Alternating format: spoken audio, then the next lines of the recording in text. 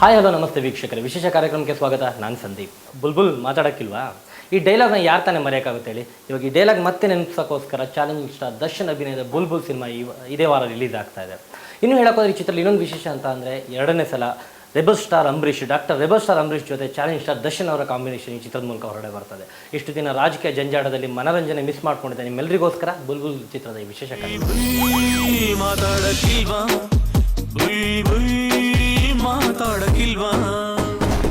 ಕಾರ್ಯಕ್ರಮದಲ್ಲಿ ಬುಲ್ಬುಲ್ ಚಿತ್ರತಂಡ ಇದೆ ನಮ್ಮ ಜೊತೆಗೆ. ಚಾಲೆಂಜ್ ದರ್ಶನ್ ಅವರು. ಸರ್ ನಮಸ್ತೆ, ಕಾರ್ಯಕ್ರಮಕ್ಕೆ ಸ್ವಾಗತ.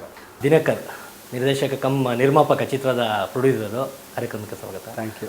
ರಚಿತಾ ಕಿರುತೆರೆಯಿಂದ ಬೆಳ್ಳಿ ಪರದೆಗೆ ನಾಯಕಿ ನಟಿಯಾಗಿ ಫಸ್ಟ್ ಸಿನಿಮಾ, ಕಾರ್ಯಕ್ರಮಕ್ಕೆ ಸ್ವಾಗತ. ಇಷ್ಟು ದಿನ ಫುಲ್ ಎಲ್ಲ ರಾಜಕೀಯದಲ್ಲಿ ಬ್ಯುಸಿ ಇದ್ರು, ಎಲೆಕ್ಷನ್ನು ಕೌಂಟಿಂಗು ಅದಿದು ಅಂತ.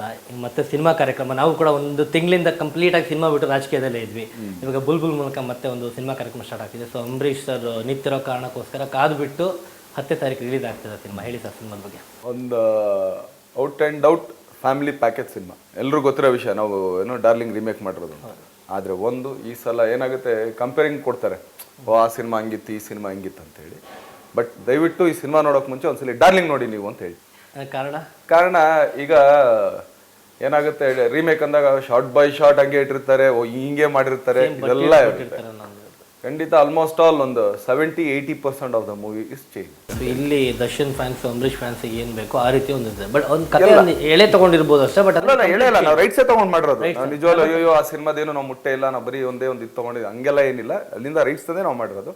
ಬಟ್ ಒಂದು ಅಪ್ಗ್ರೇಡ್ ವರ್ಷನ್ ಅಷ್ಟೇನೆ. ಒಂದು ಔಟ್ ಆ್ಯಂಡ್ ಔಟ್ ಒಂದು ಫ್ಯಾಮಿಲಿ ಎಂಟರ್ಟೈನ್ ಸಿನಿಮಾ ಅಂತ ಹೇಳ್ಬೋದು ಇದನ್ನ.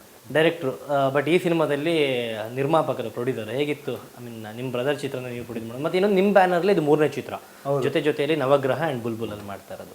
ಆ್ಯಕ್ಚುಲಿ ಇದು ಕೋರ್ ಐಡಿಯಾ ಬಂದ್ಬಿಟ್ಟು ಈ ಸಿನಿಮಾ ಮಾಡಬೇಕು ಅಂತ ಐಡಿಯಾ ಇದ್ದಿದ್ದು ಕವಿರಾಜ್ ಅವ್ರಿಗೆ. ಕವಿರಾಜು ಸರ್ ಇದು ಡಾರ್ಲಿಂಗು ತುಂಬ ಚೆನ್ನಾಗಿದೆ, ಯಾಕದು ಒಂದು ಸಿನಿಮಾ ಮಾಡಬಾರ್ದು ನಾವು ಇದನ್ನ, ಹಂಗೆ ಹಿಂಗೆ. ಫಸ್ಟ್ ಹಾಫ್ ನೋಡಿದಾಗ ಬೇಜಾರು, ಬಿಗಿನಿಂಗ್ ಸೂಪರಾಗಿ ತಗೋದು ಟೇಕ್ ಆಫು.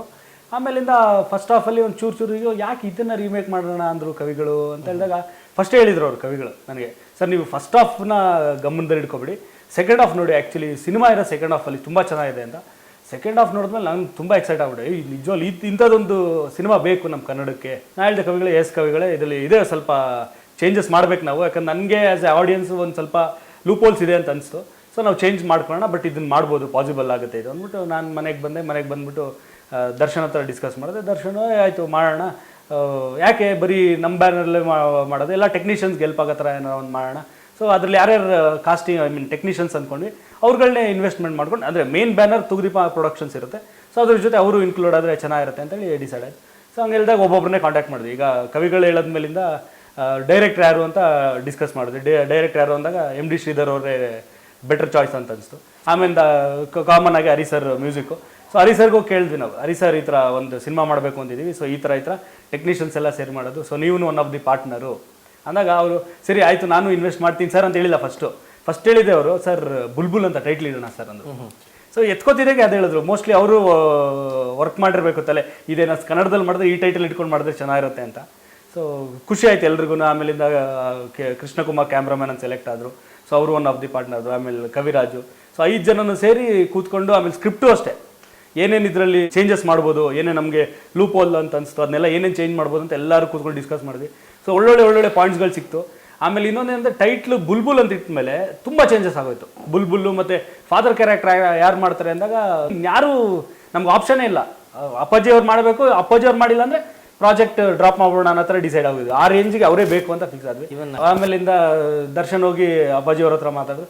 ಅವ್ರು ಮಾತಾಡಿದ ತಕ್ಷಣ ಅವ್ರು ಆ್ಯಕ್ಚುಲಿ ಇಂಟ್ರೆಸ್ಟ್ ಇರಲಿಲ್ಲ ಸಿನಿಮಾ ಮಾಡೋದು. ಈಗ ಬೇಡ, ನಾನು ನೆಕ್ಸ್ಟ್ ಎಲೆಕ್ಷನ್ಗೆ ಗೆಲ್ತಾ ಇದ್ದೀನಿ, ಸೊ ಈಗ ಯಾಕೆ ನಾನು ಸ್ವಲ್ಪ ರೆಸ್ಟ್ ತೊಗೊಳ್ಳೋಣ, ನಾನು ಅದ್ರ ಬಗ್ಗೆ ಕಾನ್ಸಂಟ್ರೇಟ್ ಮಾಡೋಣ ಹಂಗೆ ಹೀಗೆ ಅಂತಿದ್ದೀನಿ ಅಂತ ಅಂದ್ಕೊಂಡಿದ್ರು. ನಾವು ಇದು ಹೇಳಿದ ತಕ್ಷಣ ಇಲ್ಲ ಅಪ್ಪಾಜಿ ನೀವೇ ಬೇಕು, ನೀವು ಮಾಡಿಲ್ಲ ಅಂದ್ರೆ ನಾವು ಪ್ರಾಜೆಕ್ಟ್ ಮಾಡೋದು ಇದ್ದಿಲ್ಲ ಅಂದಾಗ ಅವರು ಆಮೇಲೆ ಒಪ್ಕೊಂಡು ನಾವು ಈ ಸಿನಿಮಾ ನೋಡಿ ಇದೇ ಸಿನಿಮಾ ಮಾಡ್ತಿದ್ದಾಗ ಅವರು ಈಸ್ಕೊಂಡ್ರು ಸಿಡಿ, ಬಟ್ ನೋಡಿಲ್ವಂತೆ. ನಾವು ಹೇಳಿದ್ವಿ ಇಲ್ಲ ಇದು ತುಂಬ ಚೇಂಜಸ್ ಮಾಡ್ತೀವಿ ಅಪ್ಪಾಜಿ ಹಂಗೆ ಹಿಂಗೆ. ಸೊ ಅವರು ಅದನ್ನು ಏನು ನೋಡೋಕೆ ಹೋಗಿಲ್ಲ. ಅಲ್ಲಿ ಬರೀ ಹೀರೋ ಇಂಟ್ರಡಕ್ಷನ್ ಸಾಂಗ್ ಇತ್ತು ಒಂದು ಸಪ್ರೇಟಾಗೆ. ಸೊ ಆ ಥರ ಸಾಂಗ್ ಬೇಡ, ಇಲ್ಲಿ ನಾವು ತಂದೆ ಮಗನ ಸಾಂಗ್ ಬೇಕು ಇಲ್ಲಿ, ಯಾಕಂದ್ರೆ ಕಾಂಬಿನೇಷನ್ ನಾವು ಯೂಸ್ ಮಾಡಬೇಕು ದರ್ಶನ್ದು ಮತ್ತು ಅಂಬರೀಷ್ ಅವ್ರದ್ದು. ಮತ್ತು ಇನ್ನೊಂದು ಅವಕಾಶ ಸಿಗುತ್ತೋ ಇಲ್ಲೋ ಗೊತ್ತಿಲ್ಲ ಈ ಥರ ಕಾಂಬಿನೇಷನ್ ಮಾಡೋಕ್ಕೆ. ಸೊ ಸಿಗ್ತಾ ಇದೆ, ಸೊ ಒಂದೊಳ್ಳೆ ಸಾಂಗ್ ಮಾಡ್ಕೊಳ್ಳೋಣ ಇಬ್ಬರಿಗೂ ಸೇರಿ.